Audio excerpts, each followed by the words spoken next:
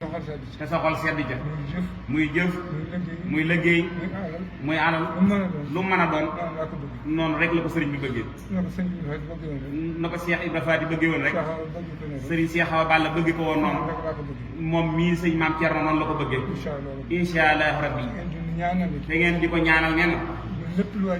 ba lépp lu waay jëf ci moom bu dee ñaq bu dee alal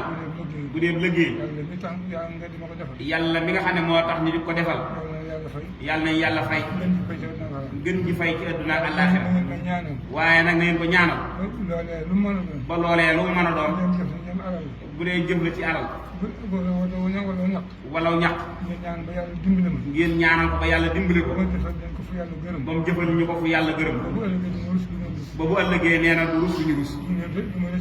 du rëccu duñu rëccu loolu rek lay ñaan jullit yëpp ñaan nañ ko ko ñaanal. Asalaamaaleykum.